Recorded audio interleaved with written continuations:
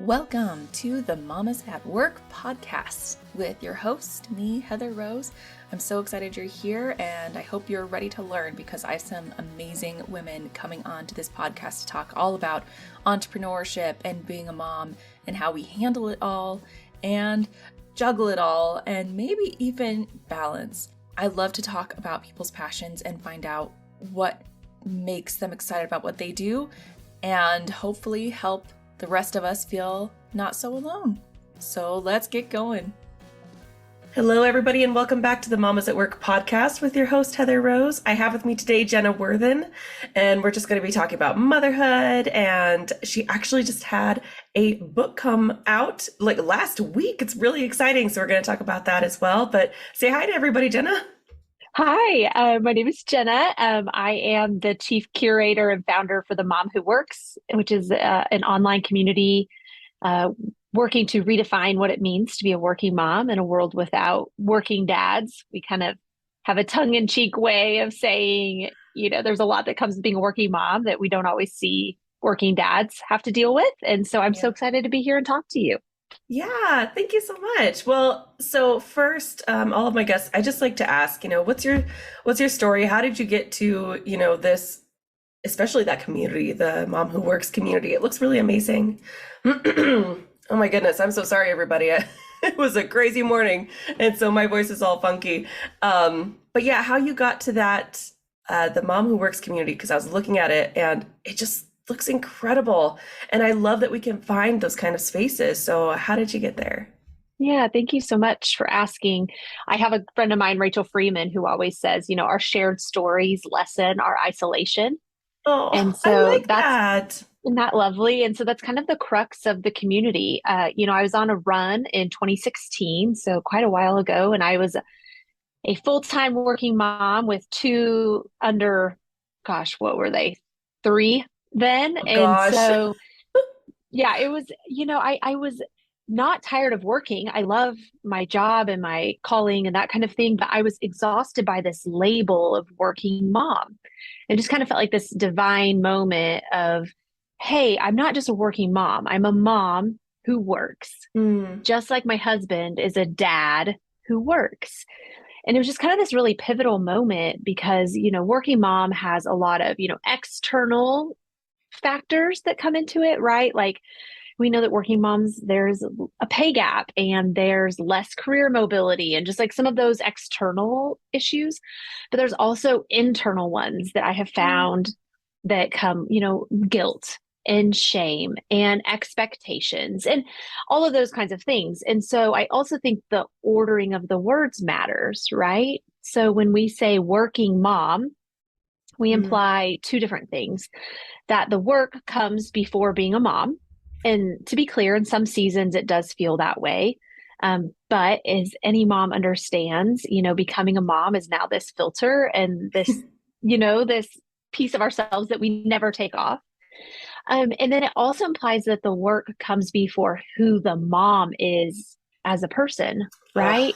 Yeah. And I just wanted to kind of reject that wholeheartedly. And I think that if we can reorder those words, perhaps we can lose some of the negative external and internal dialogue and expectations and demands that we put on ourselves and others put on us as well.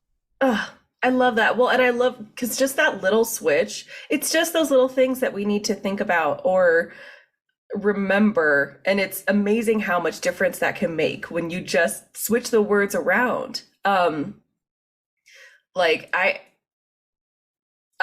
daughter is autistic.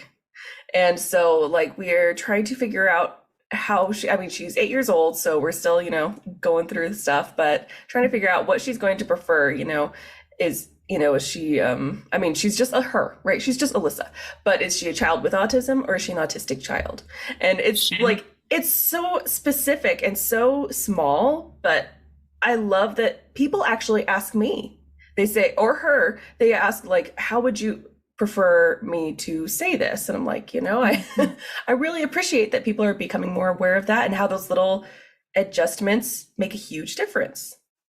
It does. And, I see that same example with, kids in foster care, right? Like Oh, they're not a foster child, right? But yeah. first and foremost, none of their decisions put them in this position, Yes. right?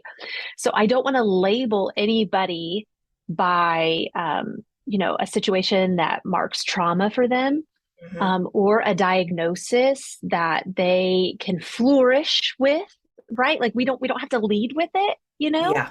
Yeah. And so I just think that we have a tendency there to lose the power and dignity of the individual when we start with, a label. So I think that you're right to consider what's best for her. And she gets a lot of say into how she Yeah. feels best, I'm sure. But for me, it's like, yeah, I'm Jenna. I'm a mom who works. I'm not just a working mom. It's just a label that Right. I wanted to shed. And that's so crazy because as you were like describing that and everything, like in my head, even, I hear working mom and I don't know, I picture, I don't know, my brain goes back to the 80s with like shoulder pads and those like tough business women, Hmm. working moms but a mom who works, like I picture, I don't know, just something much more relatable and somebody much more like me. And it's just so funny that those pictures just come straight to my head, even though I don't actively think about it. Yeah. And, I just think it's also another layer of division between us as women and us as moms, So like, oh, there's a stay-at-home mom, so she must be different than me as a working mom. And like, no, I'm a mom who works outside of the home. I work Yeah. in the home too. Yep. And there's another mom who works in the home and she works outside of the home too, And so I just think that there's some unity that can be created there too. Mhm. And to your point too about what it looks like visually, you know, I I openly admit that there is an element of the community that we have built that is not necessarily for every working mom yet, right? Yeah. Because there are women that are shift workers or, like just in these different seasons where this is life or death for them, truly putting food on their Yeah. table. We do know that over 4 in 10 women are the breadwinners for their families Yeah. and all the layers and different iterations that can take. But I believe if we can talk about what it means to have it all, I like to say you can have it all, but you have to define your all first. And that's an exercise I take you through in the book. Oh, Then that can come with some flexibility and that can come with some determining what's best for you and yours. And when our generation can feel empowered to do that, well, I should say ours, I'm a millennial, I do. and then and then I can bring up like the young gals that are, gosh, are they Gen Z? I don't know. They're 22, 23, 24 that work for me, Yeah. and then I can help to elevate them. When you talk about the women that you think of as working moms from the 80s in the power suits with the Yeah. shoulder pads, they had it so much harder than us, Yeah. so much harder. So Right. we stand on their progress. And then it's our job to help bring up the mothers who will mother behind us and around us Oh, and all those ways. yeah. Well, and I've been hearing a lot that people from a lot of different places actually, that it seems like we're coming into an era of like where we're just craving connection and we're really trying to build those relationships and stuff like that. And so I love that you have made this area for people for moms who work to come together and really like build each other up and get that ready for the next generation, because I feel like I mean the generations before us, those working moms, like you said, they had it tough. There was so much more stigma and so much more fighting that they had to do Mm-hmm. to Mm-hmm. even be who they wanted to be. And we have so much less of that, but then with that comes other things, but then we're just getting it ready for the next generation. And I think that's just fantastic. Well, and I think too, as a millennial, like, Facebook came out when I was a freshman in college, Right? right? Yep. So, which I think it should have stayed there, Right. anyway. Um, but I think that the big battle that we have on our hands now is this idea. My coach Mickey always says this to me of who said that. So when we think about what motherhood and working motherhood looks like, this intersection of careerhood and motherhood, who said it should be this way? Mm, Who said that you should do this, that? So it's just this different, we're just so bombarded now by external voices and beautiful images, right? Of what it should look like. mhm. And so I think that that is truly our fight now is to say, who said that? And I do see it in the gals that work for me. They I feel like already know themselves better than I did at their age, and they're more willing to say what they need. And I can remember a year when I was their age, I literally never took a day off of work, like not one day, not even a sick day, and so I just think that our fight in the battle that I'm hearing from women in a similar life stage, I've got 3 kids, almost 9, 7, and 2, and so it's a fun, very adventurous stage that we're in. Yeah. But I think that right now, my big thing is who said that? Who am I going to allow to speak into my life about what this, I like to call it the intersection of careerhood and motherhood. What does that look like? And if I don't decide what that looks like for me and feel confident that what it looks like for me is different than what it looks like for you, and they're both fantastic choices and very valid, and very valid, I think that that's our big journey to go on right now. Yeah. It's like accepting that everybody's life looks so different than yours, and that's okay. None of us are doing it perfectly, but we're doing the best that we can for us, for our family. And yeah, just to spread that message, I think is really great. So with the young mom entrepreneurs, like, how do you have tips for finding that, that balance in that intersection that, because I feel like young mom entrepreneurs were so in the weeds, right? We're just every day you're kind of just focused on what's going on. So do you have any tips to make that better, or make that, Yes. or to find what works for you? Yes. What I have learned, so to give you a little more backstory of how I have worked. Okay. So I own my own company. I have staff. It's a pretty big it's not big. It is not a big operation, but it's all on me, right? Like it's on me to do the deliverables. So I've had no childcare. I've had Mother's Day out childcare. I've had mother-in-law help me in a pinch childcare. And I've had part-time nanny. And then I'm in a stage right now where I basically have a full-time in-home nanny. The big boys are at school, the little girls at home. We can pop out and eat lunch together. It's lovely and wonderful. Yeah. But as I've been growing my own company and all of those different things, I've had all those different iterations of childcare.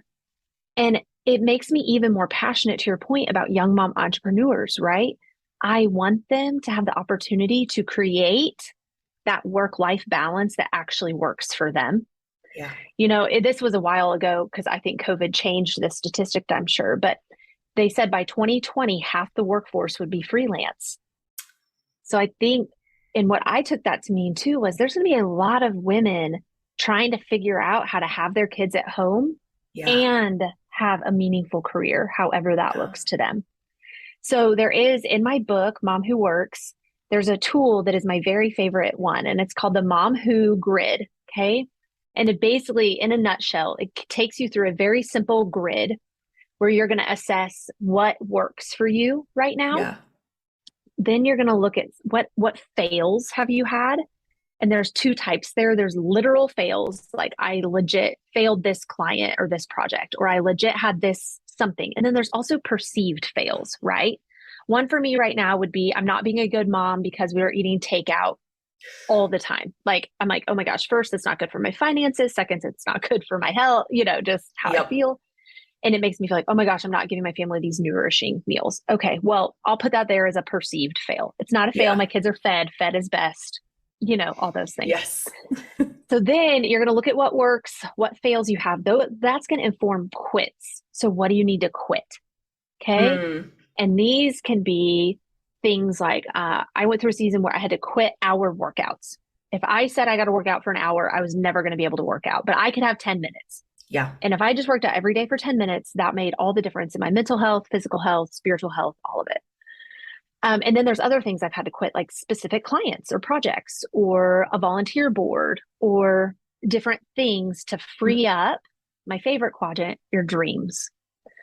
What are things that you want to achieve and accomplish? And this is just an exercise that you can return to monthly or quarterly or annually to really kind of take stock of what is working, where have been areas that you feel like you've had to fail, What do you need to quit? And then what dreams are you still intent on pursuing? Oh my gosh. That's fantastic. And you kind of like take in your book, do you take people through that like Yes. process? And oh, Yeah. that's And I so give cool. examples. I give examples of my brainstorm too, Yeah. just so that you kind of have some ideas of where to start. And I actually had a friend that texted me a screenshot last night of her. She had Of done the hers? exercise on the corner of her planner. Like, it doesn't have to Yeah. be some big drawn out thing. But yeah, that's all in the book. And it, I think, has become one of the most powerful tools for just, again, what is that intersection of motherhood and careerhood for me? Mm, And what does it look like? And how do I stay true to the things that I want to do while also honoring all that is on us as moms? And a lot of it we don't want to give up, right? Like yeah. that's part of being a mom. That's also the mundane and hard stuff. Like that's part of it. Yep. And I don't want to miss any of that. And so I think that it's an important exercise. And it can take you an hour if you want it to, and it can take 10 minutes if you want it to. Yeah. No, I love that. And I love that you can, like you said, you can just kind of do it anywhere. You're journaling and you're just like, hey, you know what? I want to figure this out right now. Yes, yes, yes, Oh yes. my goodness. Well, and it's going to look so different for everybody. And I've I've had a lot of conversations lately on this podcast about us as moms and finding our role, especially as moms who work or mom Mhm. entrepreneurs, and finding like ourselves within that because we Mm. can get so lost. I mean, we love our kids, we love our family, we love our work, and we can get very lost in that. Mhm. Um, and I know that I've talked to many women lately who have been feeling that Mhm. lately. I think the stress of the last 2 years on the world in general has compounded this a lot. Mhm. Um, and so uh, looking at your community, right? The moms who work community or mom who works community. Yeah, both. I'm like, I don't know how Both. to say Yeah, yeah, no, you're good. that. um, and they all, I just got little snippets, right? You have the like main page with like all those women's pictures. I got little snippets of who they are. Uh, but I feel like you really brought out their identity as them instead Mm. of their work, instead of their family, which is part of our identity. But can you speak to that at all as to how to find us again? Because I know, when Yeah. you first start your business, you're really just digging in there. When you first have kids, you're really just like in that. Mm. So how do we Mhm. find that again? Yeah, I have two things for you. Okay, Yay! so one, I really do believe that we as mothers, but also just as women, are on a cyclical journey of becoming, remaining, and flourishing. Okay, Huh. so you're becoming a mom who works is the example we use here. So you're in that newborn stage. That's just like the slog, right? Or you're welcoming a child into your home from adoption, or however you become a mom. Or you're beginning your infertility. You've got infertility, you're beginning treatments. And, it's just like Yeah. we all become moms in a different way, right? Yeah. So you're going to spend that season becoming. And then you kind of start to go, wow, I'm going to choose to remain here. Like this is hard, but I've got a little bit of it figured out. I'm coming out of the fog a bit and I'm going to choose to remain here. Mm-hmm. Okay. Mm-hmm. And that's where you start to kind of find some rhythms that work and you start to trust yourself a little bit more. And then you're into flourishing, right? So, in becoming your others focused, right? Like all about this new person, however they came into your life. Remaining, you get to kind of okay, I'm going to remain here. What works for me? You get to kind of look introspective again. And then when you're flourishing, I feel like that's when you have the capacity to look outside of yourself to others again. And then those are opportunities for you to pour into somebody else Mm-hmm. and then guess what? We get to start it over again, right? Because we Yeah. become new moms. Then we become moms of, oh my gosh, elementary school kids. Like they can make a sandwich. And then we get to become moms of middle school kids and then high school kids. And then we're empty nesters, Yeah. and it is the same in our businesses, right? Like we're building, we're becoming a business owner, and then we're choosing to remain in our field, and then we're flourishing, and then, oh, we're launching a new product and we're becoming that again. Yeah. So I think that those are important reminders that it's cyclical. And my friend Colleen always says, don't judge the entirety of motherhood based on one season. Like Mm, maybe you are actually a terrible newborn mom. Like this is like sleep deprivation is your yeah. hell, right? Like, but you're going to be a badass middle school mom. You're going to Oh, balance hormones and you're going to, like all of this. So in the book, also the second tool I kind of walk you through is called the Mom Who Works Manifesto. Okay. And so it just kind of gives you this opportunity to brainstorm and visualize and internalize and write out your manifesto for what it means to you. And then I challenge you to post that somewhere that you can see it every day. So like I yeah. keep a clipboard outside my master closet that I literally got like a cheapo clipboard and some command strips. And I post my manifesto there, and then I post my monthly goals, which are very Yeah. loose and not more like intentions, but it's just a place I pass by all the time to return to and remind yourself. So when the days are hard or they're really, really good, and you're like, yeah, I wrote about that. I Yeah. feel like the truest self. Oh my gosh, I wrote about her, you know? Oh my gosh. Uh, Yeah. so I got to give another Dr. Hillary McBride is an incredible person. She does a ton of work on embodiment, and she taught me to call my body a her, and like I am a her, referring to myself as her and loving Yeah. her well. And, I just think that that's all intrinsically tied together. Oh, I love that so much. I love having like documenting, where you are in your season of life and having it somewhere. I have this like giant whiteboard that's right next to my closet. I think I'm going to do that because I've been trying to figure out what I want to do with that. I know I want something, but oh my gosh, Yeah. I love that so much. And something that's really big for me is journaling and like I said, documenting like where I've been and where we're going because it's so hard to see any progress if you Mm-hmm. don't take time to look at it, to actually like pay Mm-hmm. attention. Hey, like no, I am getting somewhere. And I love that you say it's cyclical because sometimes it can feel like you're not progressing at all, right? When you Right. think if you're in that, becoming stage again, you're like, "Oh my gosh, I'm just in this becoming stage again." But that's what it is. That's what it has to be. Ah, Mm-hmm. that's beautiful. Mm-hmm. Thank you for that. Yeah. Thank you for letting me tell it. Yeah, no, that's fantastic. And I've loved this conversation so much. And we have so much for my mamas to hear and hopefully take into your lives. And if there was anything fantastic about this talk that you would love to talk to Jenna about, please reach out to her. I'll have her links. But Jenna, please tell us, where can we find you everywhere? Yeah, that's great. So momwhoworks.com is our website. We're much more active on Instagram at Mhm. Mom Who Works. And then there's a Facebook group where we are Mom Who Works. It's private, but I'll accept you. I'm just trying to, Oh, keep the bots out yeah. and create a safe community. Moms will post questions in there or ideas. I try to drop some affirmations in there. I've been coming off of a hard season too, to your point of like Mm, remembering how far you've come. And so I let the space get a little bit quieter than I meant for it to. And now it's like we're returning there again, like I'm becoming that again. It's cyclical. It's cyclical even for yeah. the person who wrote the dadgum book telling you it's cyclical. It's hard for me to remember that too, right? Right. So Well, I feel like sometimes we teach the stuff we need to learn the most, yes, because yes, we're like, I need to get this in my brain, so I need to tell everybody about it. yes, that's exactly right. That's a good reminder. Yeah.